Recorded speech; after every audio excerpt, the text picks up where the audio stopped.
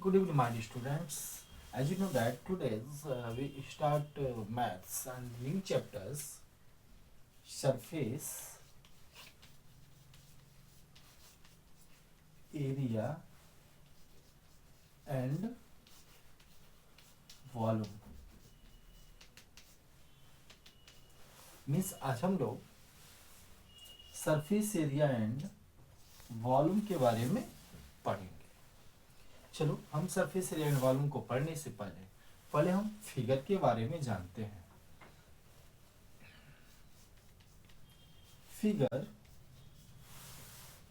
जो कि mainly two types का होता है, solid figure, plane figure.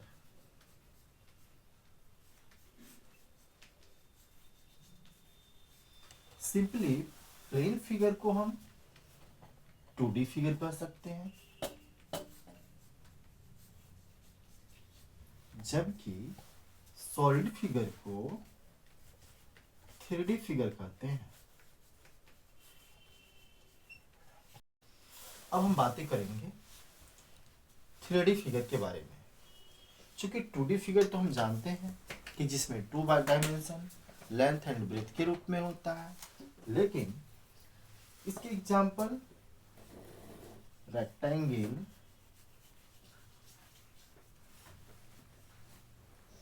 Triangle etcetera होता है. लेकिन हम बातें करेंगे 3D फिगर के बारे में.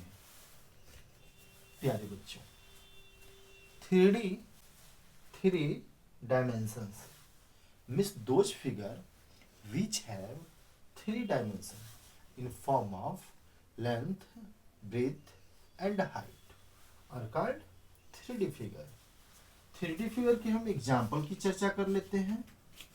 एग्जाम्पल में सबसे पहला हम क्यूबॉइड को लेते हैं, क्यूब को ले लेते हैं, सिलेंडर ले लेते हैं,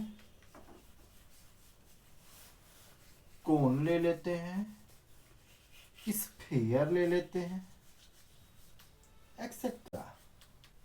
ये सभी एग्जाम्पल्स 3D फिगर के अकॉर्डिंग आते हैं. अब हम 3D फिगर का थोड़ा सा डिफाइन दे लें कि those figure which have 3 dimensions in form of length, breadth and height are called 3D figure. As you cuboid, cube, cylinder, cone, sphere, etc.